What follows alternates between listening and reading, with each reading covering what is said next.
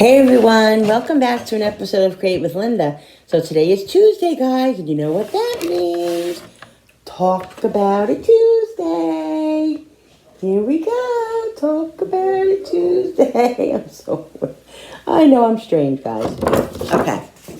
Now, I'm in the living room with the puppies. They're both sitting here with me. So if you hear some rambunctiousness or running around or whatever, I have adult kids in the kitchen. Jenny's upstairs. Billy's out at his physical therapy. So, there you go.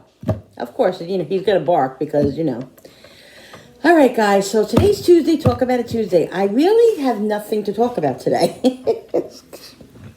I'm coming on and I'm going to talk about nothing. I don't have anything really specific today, but just I want to talk about, I don't know, I guess just everything today, guys. I just feel like just chatting about stuff, and it's going to go from this to that, to that to this, so it just might just all be random kind of stuff. Let's see. First, I'm going to talk about how I'm feeling today. I'm feeling okay today. I don't know. Motivation is, maybe I should talk about motivation. Motivation is going to be the first subject. How I keep motivated when I don't want to be motivated. It's not easy. It's not easy to keep motivated when you don't feel like doing anything. But like I said, I've learned from my therapist and just with in time, that the more I do, the more I get motivated, if that makes sense. The more I push myself, the more I say, just do it, and I get up and do it, I feel better, and I get myself more motivated. I feel like sometimes like I'm like the energy bunny, where I decide, okay, I'm going to do things, and like the other day I did like 2 videos, and I got 2 videos out. I taped 2 videos, and then like I felt like the Energizer Bunny, because I felt like I was going, even though my back was killing me, and like I just went through the pain. Then afterwards, I felt like when the Energizer Bunny just loses all its juice, and then you're like it's like I do crazy stuff like that, and then I can't move, it's just the way I do things, guys, and it feels good that way, even though, like I said, during the time, like my back is killing me, before and after, I still have to go to the doctor for that, guys. That's another thing we should talk about, is procrastination. Motivation and procrastination. That's a big, big, big word in my life, guys, procrastination. I'm much, much better at it than I used to be, but I still procrastinate. And I have, my anxiety levels get like, crazy. Like when I know, like if I have a clear week, like tomorrow, I know I have to go to the doctor. So today I'm worrying about that. I'm worrying about that all day, saying, oh, I got to leave the house tomorrow and go to the doctor. Not that I'm a recluse or that I want to, like I'm a phobic or I don't want to leave the house. I do want to leave the house, but for some reason, whenever I have to, like if I have a schedule plan, like, I have to be at the doctor tomorrow at 10:30 in the morning. When I have that scheduled time, I'm like, that stresses me out. It gives me anxiety to know that I have to be somewhere. And that really, really stresses me out. Why, I don't know. I don't know why that is, but that's how it is. If I didn't have anything to do tomorrow, then I'm like, I feel like a big breath. I'm like, I feel better, and I feel clear in the head. And whenever I know I have scheduled things, it just stresses me out. Why, I don't know. So I try not to think about it. I mean, I'm just going to the doctor for a doctor's checkup, for an appointment, nothing major or anything like that. But it still stresses me out, guys. And so procrastination, I don't even know if really that has to do with procrastination, but, well, yeah, it does, because like my back has really been hurting me. You guys have known for months now, and I went to the chiropractor before, and I did all that and everything else, but it didn't helped a little bit, and then it stopped helping, so I just left there. And now I have to go to the doctor because I feel like it's definitely like either like my hips or my lower back, not as much as my sciatic nerve. I don't really know exactly what it is, but that's what it feels like to me. So my hair is all messed up. So don't mind me, guys. That bothers me when that's sticking up like that. So anyway, so I've been procrastinating to go to the doctor. You know, I keep trying to make the appointment and I keep, oh no, or there's something that I have to take care of, like something I have to make a phone call, like with insurance or something like that. I procrastinate until it has to be done. Like, and my husband knows that, and he'll be like, "Did you do this? Did you do that? Did you do this?" And guys, I'm terrible at that. I'm terrible at that. So comment down below, guys, if you guys are a procrastinator and if you have trouble with motivation. Just 1 second. I'm going to take a break and take a sip of water. There's really not much in here.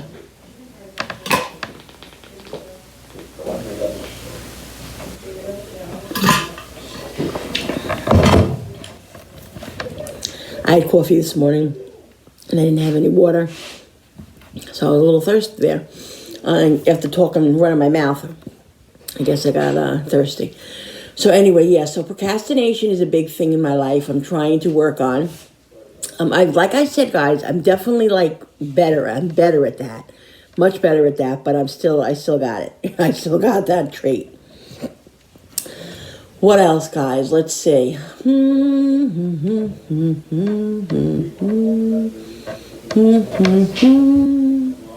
Oh, you know what a big thing with me, guys, is avoiding. Do you guys avoid things when you're well, number one, I avoid confrontation, which I don't like, which, if you know me, you know I don't like confrontation. I avoid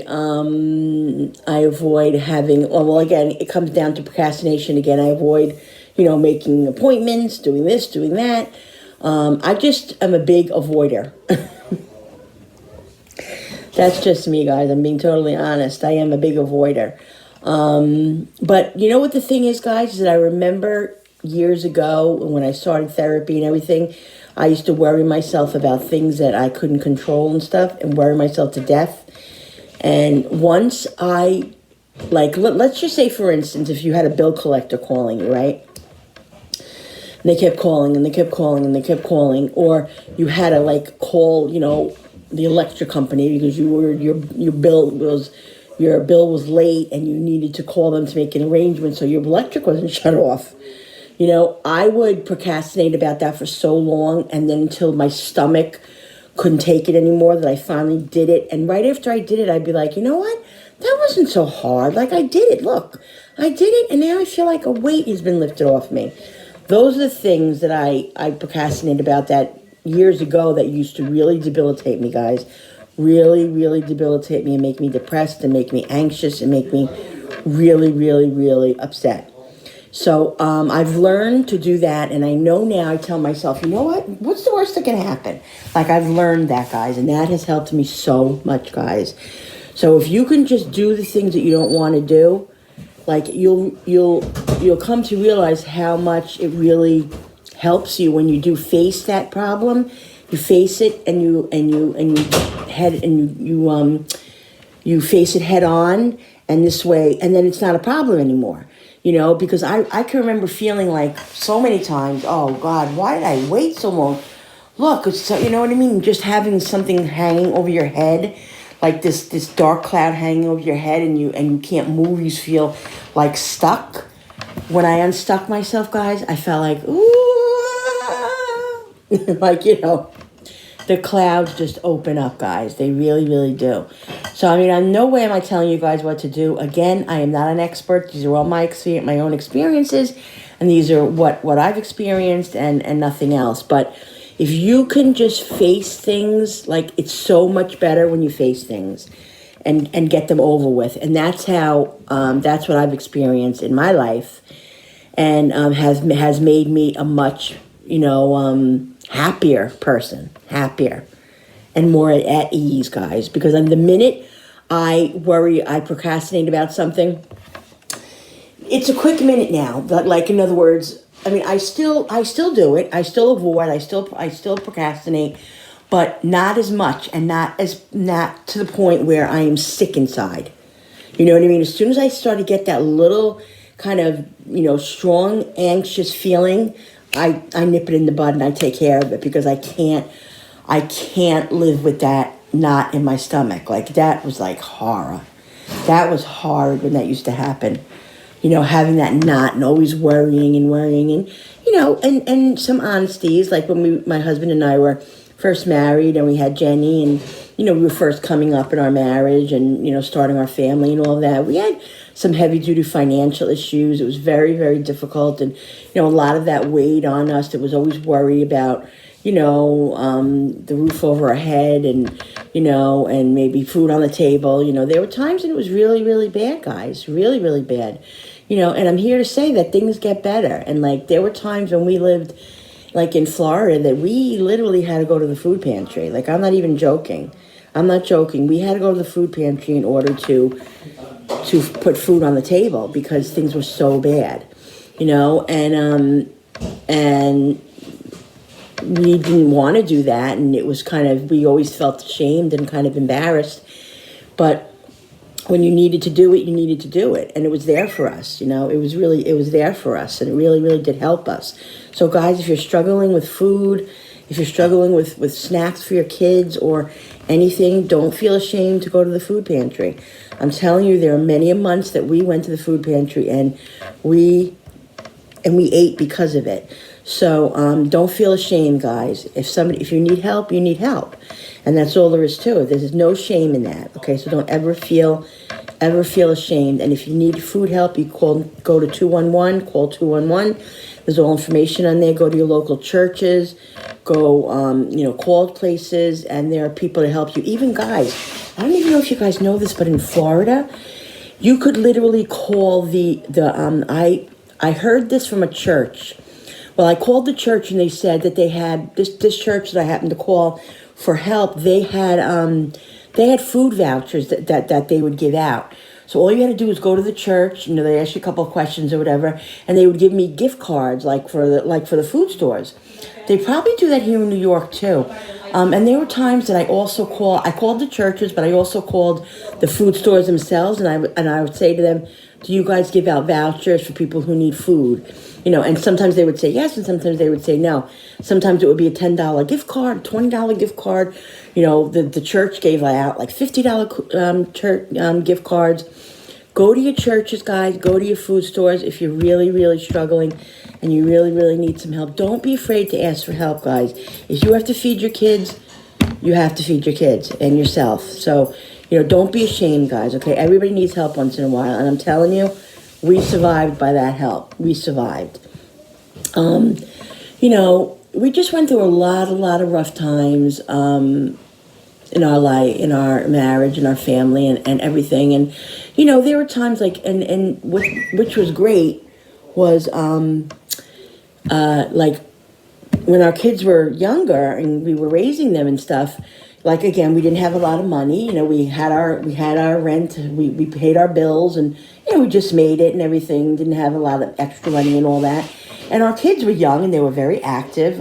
We had Jennifer, who was the youngest, and then Frankie, very rambunctious, hyper crazy boy, cute as a button, but hyper. And then we had Julie, who was in the middle, kind of there, active but not so active. But, very, pretty active for herself. And we had to find things to do because that didn't cost money. Now, don't get me wrong. There were times when we had money. We took them bowling. We went to these places in the summer called the Land of Make Believe. If you live in New York and New Jersey, you know of this place. It's like a miniature amusement park. It wasn't like that. It was cheap, but it wasn't extravagant. It was reasonable. So we would take them there. We would do a lot of things that we could afford, which was like the movies, bowling. We would spend a lot of time, guys, at the park. Our kids, I don't think I have them anymore, but I have videos that when we had the camcorders, years ago, and we would take videos, and of course you had the VCRs. We have videos and videos and videos of our kids at the park. We would pack a lunch. We would go there, especially in nice weather. We would spend 2-3 hours there to break up the day. We would try different parks. We would take their bikes. We would go to the parking lots of the schools during the summer, and they would ride their bikes in the parking lot. We would play baseball. We would play ball. We would do all kinds of things, guys. We made our own fun. We really did. And you know what? Our kids were active. They were happy. And at times, like I said, we would take them to McDonald's. I spent a lot of time, guys, at McDonald's in the play area. It was a cheap place to go and let the kids run around for an hour. I would take them there. I'd get them a Happy Meal. I'd sit there and relax, and we were right there, so you could sit there and watch them, and they were playing, and they got out their energy and they played. Those places are the best, guys. If you don't have a lot of money, and now with COVID it's a little difficult, but once that gets all cleared up, like I said, the park is a great place. Even with COVID, you can go and be in the fresh air and whatever. But like those places, guys, you have to take advantage of. Those places that are free and that are great. It was I loved it. I used to love going to McDonald's with my kids. McDonald's or Burger King, whatever one had it at the time or whatever. My kids loved it. And you got out of the house for an hour. And I didn't do that once a day. I did that maybe once a week to get them to go somewhere and to do something with them, or even like we would go to the mall and we would have a little bit of money. We'd just get lunch, just walk around the mall. No spending money if we didn't have it or whatever. But we did a lot of things. And if you ask my daughters, if you ask my kids today, like, did they have a happy childhood? They would say yes. I mean, of course it wasn't perfect. We struggled, and there were times when, our electric was shut off, and like, there was a lot of times like that, and, our kids suffered a little bit, and we all suffered and everything. So, I mean, we didn't have a perfect life. Our kids didn't have a perfect childhood, but I think that they will tell you that they were happy and they were loved and they were, taken care of, and their needs were always met. Like, their needs were always met. If they wanted to play baseball, or if they wanted to play this or that, we always worked cheerleading. We always worked it out where they were able to do it. Whether we had to suffer for 2 months or reading, a short on something else, our kids always, we always sacrificed for our kid. And we're not saying that. I'm not saying that to be a martyr or, to whatever. I'm just saying that that's what we did. Our kids were always taken care of, regardless of what our situation was. And they always ate. Like, I wouldn't care if I had to, go to the next door neighbor and ask for $10 or whatever. My kids ate. They would have the last grilled cheese if there was the last grilled cheese. Like, it was just, that was never a question.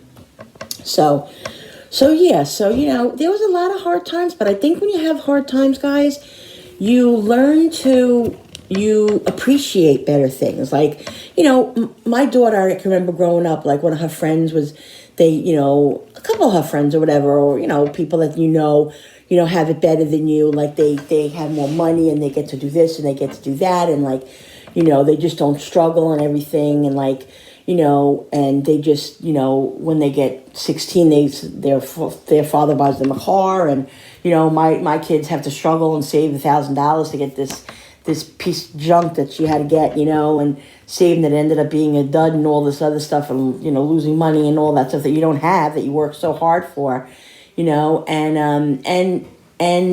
like, I remember my daughter Julie saying to me, like, Mom, like, I think I'm a better person for that. I think I'm a stronger person for knowing that things don't just come easy and that you have to work for what you want. And, you can't just get everything you want. And, and then you appreciate more of what you work for. And I just think, and not that I want my kids to go suffer, or, hey, listen, if I had money that I didn't need to even worry about, of course I would buy my daughter a car, my son. Of course I would, buy them the best. Of course this, that, and the other thing. Because if you have it, that's what you do. You know what I mean? But that's not to say that having less than that is not good enough. Because, like I said, my kids may not have had the materialistic things and all the materialistic things. Yes, they had what they needed and all of that, but they had a loving family and parents that loved each other and that were a family, and the time spent together. Guys, what I used to do, because we like, again, we didn't have a lot of money, so around the holidays and stuff, I would go to the store. Every year we did this. I did this with my kids because I was very crafty. I loved to do crafts and art and color and paint and all this kind of stuff. And so what I would do is I would go to the store, I'd buy a big thing in construction paper, glue, and all this stuff. And every holiday, Halloween, Christmas, Easter, Valentine's Day, whatever it was, we used to sit down and we used to do a craft thing. We used to sit for a couple of days and we would just sit on the living room floor and we'd make, Santa Clauses, and we'd make, scarecrows for Halloween, and bunnies for Easter, and just for all different holidays, guys. We made a whole bunch of crafts, and then we would hang them up all over the house, and they would be able to look at their work. And till this day, me and Jenny still do that. We did this year. I think we did Thanksgiving and I think Christmas. Yeah, but me and Jenny still do that because she, of course, loves to still do that. But that's what we used to do, guys. I used to do it all the time, and my kids loved it. They looked forward to it. Or, guys, take advantage of craft shows that are free, and that they have things where you can go there and they do things that for free. So sometimes you have to buy this stuff, but sometimes you don't. You can just go and they just do the kids for free. And they're allowed to do an activity. We used to do that a lot at my daughter's school because it was a special ed school. They used to have craft shows around Christmas, and we used to go there. And until this day, I have ornaments on the tree from what they made, guys. They made ornaments, all that stuff. So you're making memories, guys, and you're enjoying it and having fun with your family. Just look for free stuff. Just punch in free. There are a lot of free stuff that you don't even realize that you can have a lot of fun, guys, and nobody would ever know that it's free. You know what I mean? You don't have to, whatever. It's just really, really, you got to take advantage of that stuff, guys, because, even if you do have a lot of money, take advantage of that stuff, guys. Take advantage of that stuff because, even if you have a lot of money, and it's free, you're entitled to that too. It's free. So enjoy it. So those are the things that, I'm really kind of proud of, and that, my husband and I would feel bad about ourselves. You know how you do that. You say, oh, you wish you could give your kid this and you wish you could give your kid that. You know what? The kid was happy with a no frills, maybe no frills bicycle rather than a whatever they're called, one of the name brand. You don't realize, and even I always said to my kids at Christmas, oh, I don't think it was enough. Were you happy? Was it enough presents? And my daughter was like, Mom, stop. And my son would say that to me, stop worrying about that. It's fine, whatever it is. I always felt and my husband always felt like it was never enough. But they didn't make us feel like that. We felt like that. We felt about ourselves. And you can't do that to yourself, guys. I'm here to tell you, don't beat yourself up. Because you know what? The kids growing up and everything, the most thing that they want is your time. They want your time. You can't get that back. You cannot get the time back that you spent with Christmases and with Easters and with Thanksgivings and with, taking them to the park and sitting down with them and coloring and doing a craft and, all of that stuff. You can't get that time back, guys. So what I want to say is just live in the moment. I always say to myself, did I live in the moment? Because I always look back and say, God, I wish my kids were younger again. And oh my God, they were so beautiful. And so it was so much fun and it was so sweet. And I miss those days. And I can remember at times saying at that time, be in the moment, Linda, be in the moment, because the moment goes away like this. It's gone in an instant. So be in the moment. And when I look back at pictures, I say, yes, I was in the moment. Of course, there were times when you weren't in the moment. There were times that you were like, oh my God, crazy. And, and you have to sit down and smell the roses and say, look, let's relax because, we're not going to live forever, So I'm just trying to be more mindful of enjoying life and enjoying those moments, especially with COVID and all that, and being in the hospital with COVID. Let me tell you something, guys. That was the scariest thing I've ever had to go through. And I was in the hospital. I had a hysterectomy that had some complications, and I was in the hospital I stayed in the hospital for 5 days. I had a complete hysterectomy.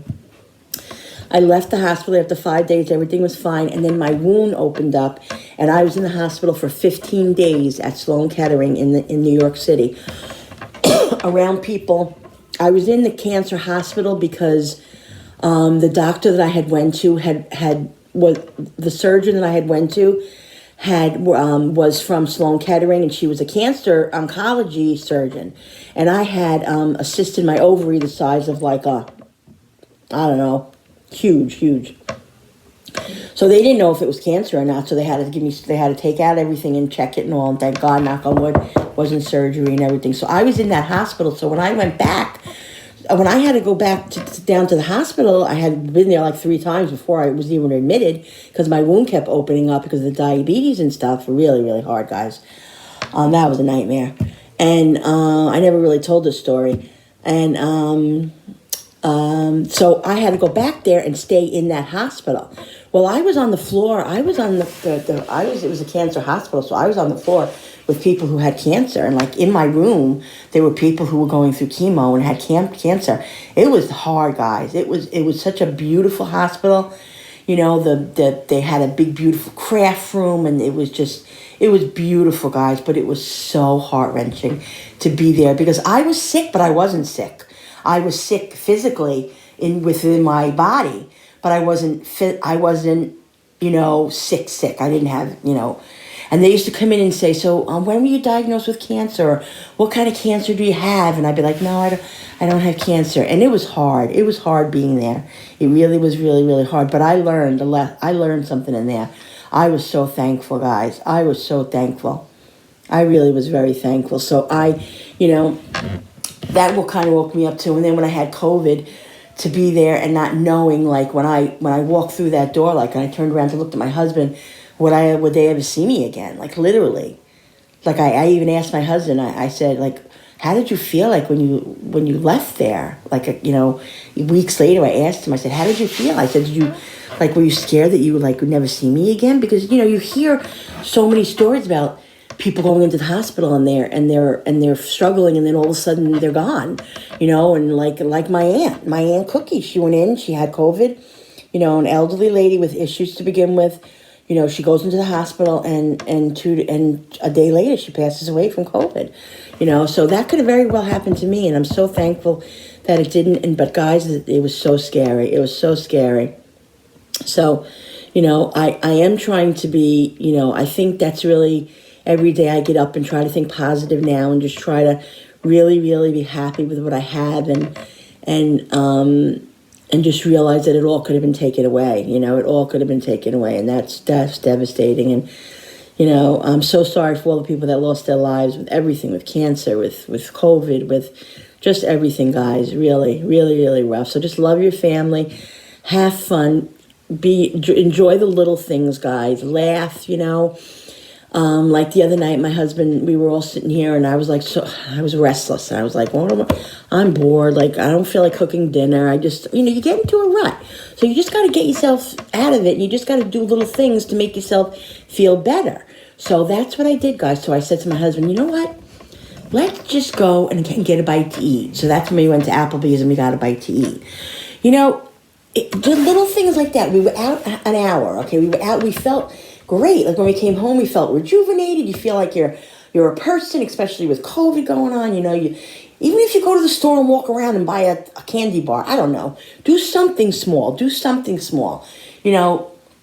don't know. I have to be more mindful of doing that kind of stuff. And even my husband, because we get into ruts. Him being home now with his arm and his arms and all that, he gets into ruts. So just to get out for a half hour. You don't have to go out and spend a lot of money, guys.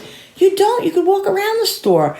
If you take your kids, tell them, oh, you go to the Dollar Tree. I take Jenny to the Dollar Tree every once in a while. She spends $3. $3 is 3 items. She loves it, guys. Take your 2-year-old, your 5-year-old, your 8-year-old. Let them get 2 things. I mean, there's got to be $2 somewhere in change, If you go there, even if you're low on money too for food or whatever, they have great stuff at the Dollar Tree, guys.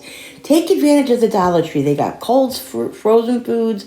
They got so much stuff, guys, that you can utilize and really make meals with, guys. So if you're ever really low too, go to the Dollar Tree. If you got $5, if you got $3, you could buy pasta, you could buy sauce, they have some kind of like a fish in the freezer. They have vegetables. So good, guys. Really go to the Dollar Tree. because just even for normal, like I go to the Dollar Tree once a month and I get like my tin foil there and I get all my stuff that, my husband always laughs and makes fun of me because I'm like, he's like, $55 in the Dollar Tree. I'm like, yeah, $55, but I got all the things that I would have gotten in the food store and would have been double that. So you have to think about that too. You have to think about, even though you might go to the Dollar Tree, maybe spend $30, $40 on snacks, on food, you're spending less money than you would in the food store. The majority of the time. I mean, there are some things in the Dollar Tree that you can get, like the canned vegetables, like, $1 in the Dollar Tree, and you go to like Aldi or you go to even ShopRite or Walmart, and you could get them, and you can get the cans for 59 So some of the things you have to watch, guys, but most of the stuff in the Dollar Tree is worth the dollar. You know what I mean? It's worth the dollar. So yeah, if you're struggling again, try the Dollar Tree. Really, really help you guys, and you'll get a lot for your money. And, you could get snacks and all that stuff. You can get little crafts there for your kids. Like I said, I take Jenny there. She loves it. Even I go there sometimes just to pick me up, just to feel better. I go in there, I spend $10. I don't have to spend $50. If I spend $50, it's because I get things that I totally need. I'm getting the things that I need. But you can go there and spend $5 and get something that you want and feel good about it. Like, I'll go in there and get a new candle maybe, or, I'll get, a picture frame or whatever. Little things to lift you up, guys. Even if you want to get somebody a gift and you don't have a lot of money, you could spend $3 on a little gift, a candle with a little ribbon around it. So many things, guys. I'm telling you. Try the Dollar Tree, okay, guys? It'll make your life a lot easier in a lot of ways, guys. You don't realize it. So, heads up for the Dollar Tree, guys. So that's really what I'm talking about today. Stuff like that, and just feeling good and just going out there and doing little things for yourself, guys. It's amazing how you just feel so much better when you do the things you don't want to do. That's my motto for today.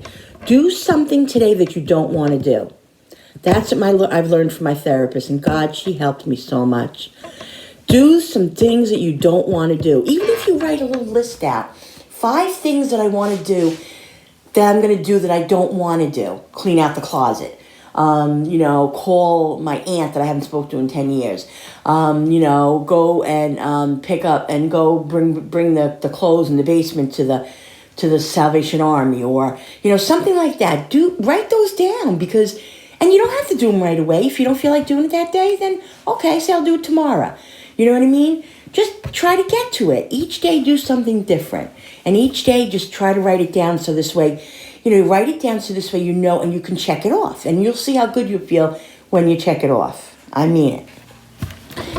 So that's it. That's what I wanted to say. I just want everybody to try to be more positive, and by me being positive, by me, telling you guys to try to be more positive, helps me be positive, because I'm telling you guys, I was a negative, depressed, unhappy person years ago. I was really, and I really, really was very unhappy, and I feel so guilty because of a lot of my kids' childhood was probably not that happy because of how I was, and I've said sorry to them about that, because I have a lot of guilt feeling because I was unhappy, and I just everything was just in. I just kept everything inside and just bottled it all inside and just was dead inside, and I just feel like such a different person now. And of course my life isn't perfect.